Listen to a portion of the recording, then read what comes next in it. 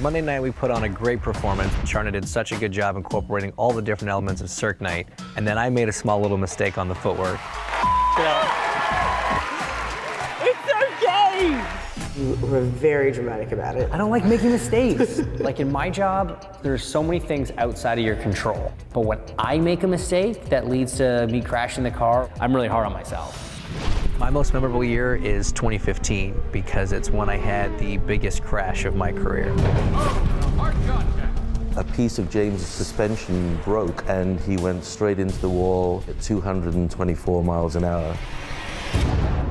I saw James go into the wall and it was a vicious hit. Immediately you could tell something was wrong. His head was bobbing slightly. When we first got there, he was not unconscious, but he wasn't really with us.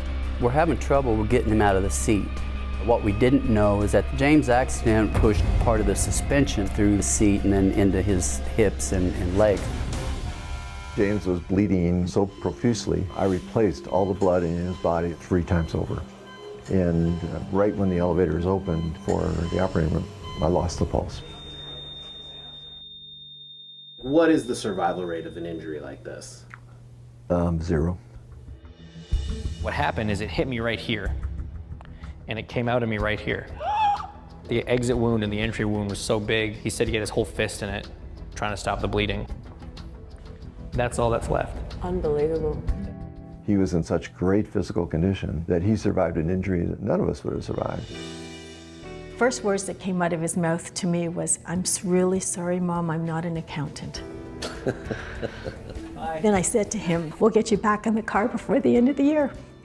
Sorry. Because he needed to hear that. It was only 18 months ago. How the heck are you on this show? James doesn't understand how incredible he is. Within 18 months, he went from someone assisting him to walk to killing ballroom dance. I don't want you to spend this week getting frustrated. This is a chance to tell a little bit of your story. I'm a competitive person, so the last thing I want to do is make another mistake. I want the things that I can control to be done right. I would gladly go back and suffer through whatever I had to suffer through if I got to come out the man that I am today.